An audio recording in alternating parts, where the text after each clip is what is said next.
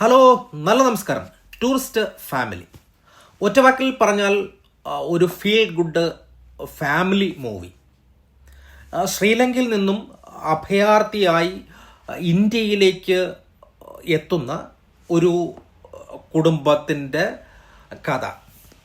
Refugee എന്ന് കേൾക്കുമ്പോൾ തന്നെ നമുക്ക് സ്പെഷ്യലി ശ്രീലങ്കയിലെ ആൾക്കാരെക്കുറിച്ച് അല്ലെങ്കിൽ അവരുടെ കഥനകഥയ്ക്ക് അപ്പുറം റീസെൻ്റ്ലി നടന്ന ഒരു സംഭവത്തെ ഒരു ഫാമിലിയെ എങ്ങനെ ബാധിക്കുന്നു എന്ന് വിശദമായിട്ട് വരച്ചു കാട്ടുവാൻ വേണ്ടി ഈ സിനിമ ശ്രമിക്കുന്നുണ്ട്.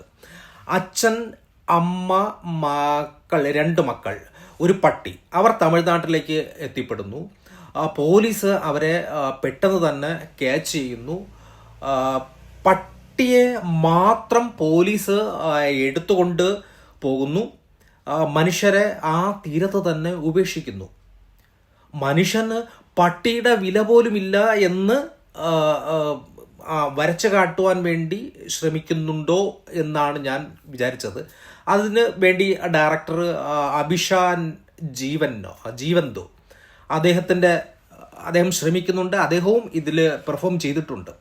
എനിക്ക് അദ്ദേഹത്തിൻ്റെ പെർഫോമൻസ് നല്ല പോസിറ്റീവായിട്ട് എനിക്ക് തോന്നി. ഒരു പുതുമുഖ സംവിധായകൻ്റെ ജാള്യത ഒന്നുമില്ലാതെ തന്നെ സെൻസിറ്റീവായിട്ടുള്ള ഒരു സബ്ജക്റ്റിനെ ഒരു ഹ്യൂമറിൻ്റെ പിൻബലത്തോടു കൂടി വളരെ മനോഹരമായിട്ട് നന്നായിട്ട് പെർഫോം ചെയ്യുന്ന ആർട്ടിസ്റ്റുകളെ ഉൾപ്പെടുത്തിക്കൊണ്ട് ആ ഒരു ഫീല് നമ്മളിലേക്ക് എത്തിക്കുവാൻ വേണ്ടി ടൂറിസ്റ്റ് ഫാമിലിക്ക് കഴിയുന്നുണ്ട്.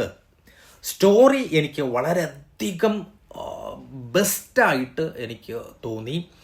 ഓരോ ചെറിയ വിഷയങ്ങൾ പോലും ഡീറ്റെയിൽ ചെയ്യുവാനും അത് എങ്ങനെ നടക്കുന്നു, എന്തിന് നടക്കുന്നു, എപ്പോൾ നടക്കുന്നു എന്നതിനെക്കുറിച്ചൊക്കെ വിശദമാക്കുവാനും വിശദീകരിക്കുവാനും നന്നായിട്ട് സ്റ്റോറിയിൽ മെനക്കെട്ടിട്ടുണ്ട് എന്ന് മനസ്സിലാകുന്നുണ്ട്. അതിന് ഒരു കയ്യടി കൊടുക്കുക തന്നെ വേണം. അത് അഭിഷാൻ ജീവൻ്റേതാണ് ഇതിൻ്റെ തിരക്കഥ. ഒരു സംഭവം നടക്കുകയോ ഒരു ചോദ്യം ചോദിക്കുകയോ ചെയ്താൽ അതിനുള്ള ഉത്തരം ക്ലൈമാക്സ് വരെ നീണ്ടുപോകുന്നതാണ് നാം കാണുക. അല്ലെങ്കിൽ കുറച്ച് സീനുകളൊക്കെ കഴിഞ്ഞ് കുറേ സീനുകളൊക്കെ വന്നതിന് ശേഷം മാത്രമാണ് അത് എന്തായിരുന്നു എന്ന് നമുക്ക് മനസ്സിലാക്കാൻ സാധിക്കുള്ളൂ. അതാണ് സാധാരണ എല്ലാ സിനിമയിലും കാണുന്നത്.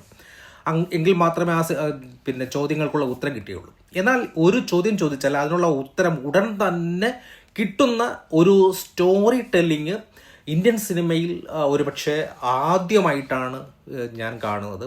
അത് ഈ സിനിമയിൽ കാണാൻ കഴിഞ്ഞു എന്നതും വലിയൊരിതാണ്. പിന്നെ പാരൻസ് എങ്ങനെയാണ് മക്കളോട് ബിഹേവ് ചെയ്യേണ്ടത്, മക്കൾ എങ്ങനെയാണ് പാരൻസിനോട് ചോദ്യങ്ങൾ ചോദിക്കേണ്ടത്, എന്തൊക്കെയാണ് ചോദിക്കേണ്ടത്, അതിനുള്ള ഉത്തരങ്ങൾ ഏതു തരത്തിൽ ആയിരിക്കണം എന്നതൊക്കെക്കുറിച്ച് ഒരു വിശദമായിട്ടുള്ള ഒരു ഫാമിലി ബുക്കായിട്ട് നമ്മുടെ ലൈബ്രറികളിൽ സൂക്ഷിക്കാൻ പറ്റുന്ന ഒരു ബെസ്റ്റ് സിനിമ തന്നെയാണ് ടൂറിസ്റ്റ് ഫാമിലി.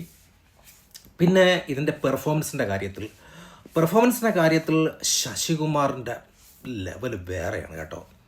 ശരിക്കും ശശികുമാറിൻ്റെ പെർഫോമൻസ് എന്നോടൊപ്പം തന്നെ കട്ടയ്ക്ക് ഇടിച്ച് നിൽക്കുകയാണ് സിമ്രാൻ.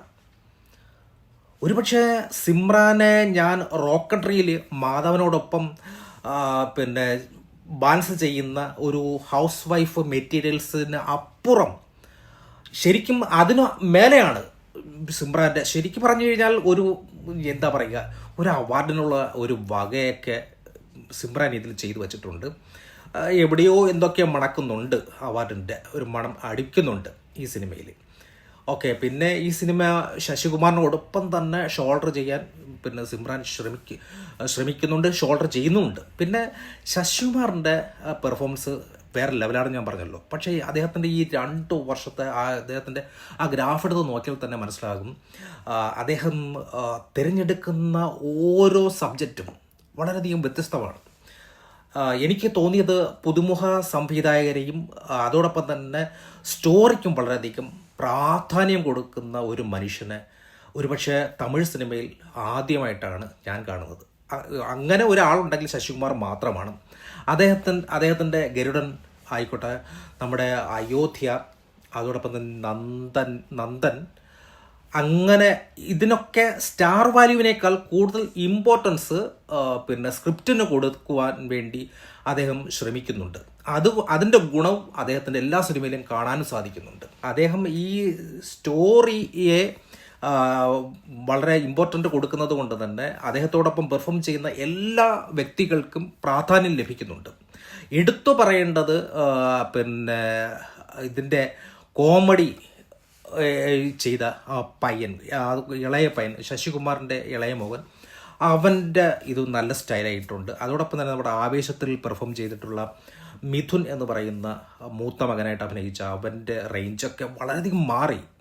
പിന്നെ സപ്പോർട്ടിംഗ് ആർട്ടിസ്റ്റായിട്ടുള്ള ഒരുപാട് പേര്, നമ്മുടെ ഡബ്ബിംഗ് ആർട്ടിസ്റ്റായിട്ടുള്ള ശ്രീജ, അതോടൊപ്പം തന്നെ ഭാസ്കർ, അതോടൊപ്പം തന്നെ ക്ലൈമാക്സിലെത്തുമ്പോൾ ഇവരൊക്കെ നൽകുന്ന ഒരു ഫീല്, സപ്പോർട്ടിംഗ് ആർട്ടിസ്റ്റായിട്ടുള്ള ആൾക്കാരൊക്കെ നൽകുന്ന ഒരു ഫീല്, യോഗി ബാബുവിൻ്റെ കോമഡിയൊക്കെ നന്നായിട്ട് തന്നെ വർക്കായിട്ടുണ്ട്. കാരണം യോഗി ബാബുവിൻ്റെ കോമഡികളൊക്കെ ഇപ്പോൾ ഒരുമാതിരി വൾഗറാണ്, പക്ഷേ ഇതിൽ നന്നായിട്ട് ചെയ്തിട്ടുണ്ട്.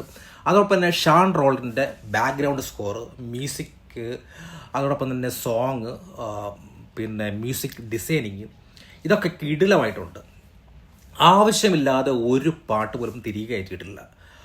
സ്റ്റോറി ടെല്ലിങ്ങിന് വേണ്ടി മാത്രം, അല്ലെങ്കിൽ സ്റ്റോറി ഡെവലപ്പിന് വേണ്ടി മാത്രമായിട്ട് പാട്ടുകൾ പ്ലേസ് ചെയ്തിരിക്കുന്നത് അതൊരു ബെസ്റ്റായിട്ട് എനിക്ക് തോന്നിയിട്ടുണ്ട്. പിന്നെ ചില സീനുകളിലുണ്ടല്ലോ ബാക്ക്ഗ്രൗണ്ട് സ്കോർ ഉണ്ടല്ലോ, ശരിക്കും നമ്മളെ സീറ്റ് എഡ്ജിലേക്ക് എത്തിക്കുന്ന ബാക്ക്ഗ്രൗണ്ട് സ്കോർ. ആ സീനിനോടൊപ്പം തന്നെ നമുക്കിങ്ങനെ ഇത് ചെയ്യാൻ പറ്റുന്ന കുറേ സാധനങ്ങൾ ഉണ്ട്. പിന്നെ ഇതിൽ നെഗറ്റീവ് ഇല്ലേ എന്ന് ചോദിച്ചു കഴിഞ്ഞാൽ നെഗറ്റീവ് ഉണ്ട്. പക്ഷേ ആ നെഗറ്റീവ് പറഞ്ഞു വെച്ചാൽ ഒരു പക്ഷേ ഇത് സ്പോയിലായി പോകുമോ എന്നെനിക്ക് സംശയമുണ്ട്. എങ്കിൽ പോലും ശശികുമാറിൻ്റെ ഫാമിലി ബാക്ക്ഗ്രൗണ്ട്, അവരുടെ ഫൈനാൻഷ്യൽ പ്രോബ്ലം, ഇതിനൊക്കെ ഒന്ന് ഡീറ്റെയിൽ ആയിട്ട് പറയാൻ ശ്രമിച്ചിരുന്നുവെങ്കിൽ നന്നാകുമായിരുന്നു. അതൊരു നെഗറ്റീവായിട്ട് എനിക്ക് തോന്നി. പിന്നെ ഇതിൻ്റെ ലാംഗ്വേജ് ഒരു ശ്രീലങ്കൻ ലാംഗ്വേജ് ആണല്ലോ, പക്ഷേ അത് കേരളത്തിലുള്ളവരാണ് എന്ന് പറഞ്ഞുകൊണ്ടുള്ള ഒരു രക്ഷപ്പെടൽ, അതൊരു പല്ലുകടിയായിട്ട് എനിക്ക് തോന്നി.